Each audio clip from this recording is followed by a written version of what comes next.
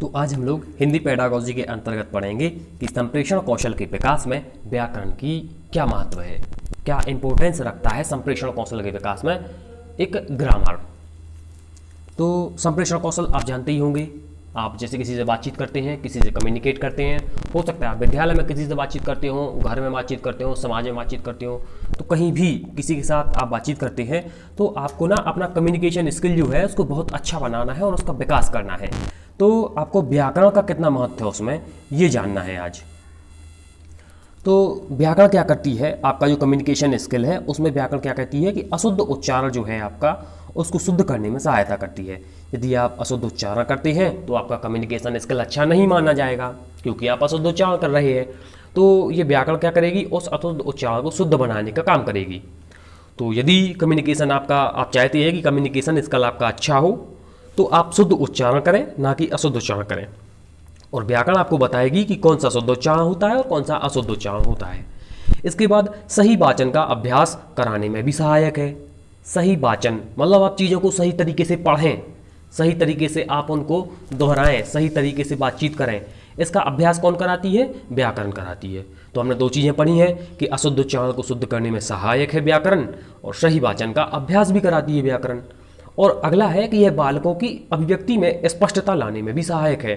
तो व्याकरण क्या करती है, आप जो किसी से बोलते हैं, हो सकता है आप किसी से लिख के बातचीत करते हो या किसी से बोल के बातचीत करते हो। मैंने बताया है कि अभिव्यक्ति तीन प्रकार की होती है, एक लिखित अभिव्यक्ति, एक मौखिक अभिव्यक्ति, एक संकेतों के द्वारा जो अभिव्यक्ति करते हैं आप वो सांकेतिक अभिव्यक्ति।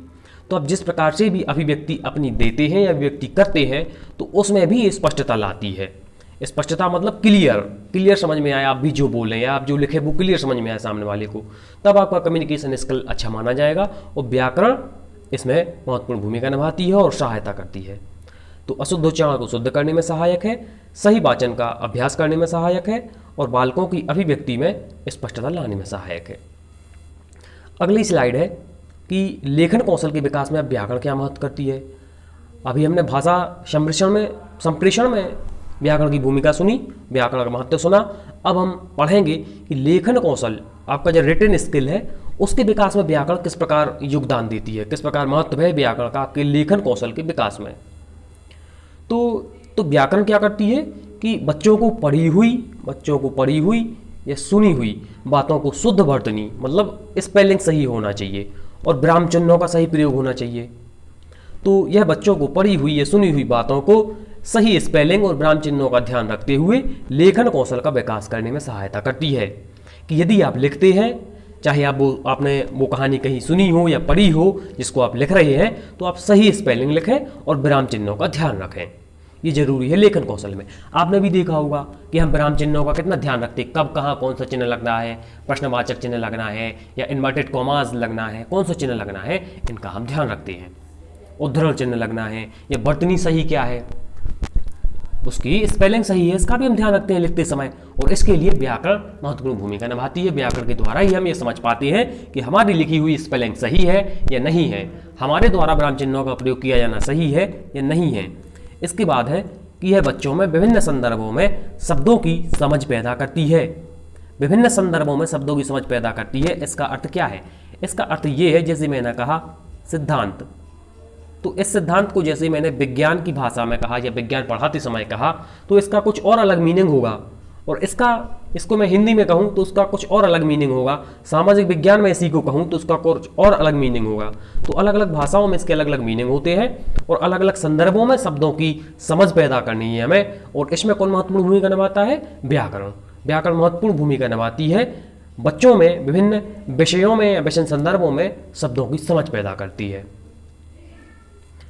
तो एक छोटा सा टॉपिक था जो हमने पढ़ा कि संप्रेषण कौशल या हमारे कम्युनिकेशन स्किल को बढ़ाने में या उसका विकास करने में व्याकरण किस प्रकार मददगार साबित है। अशुद्ध उच्चारण को शुद्ध करने में सहायता करती है, बालकों की अभिव्यक्ति में स्पष्टता लाती है। इसके बाद हमने लेखन कौशल के विकास में भी व्याकरण का महत्व पढ़ा।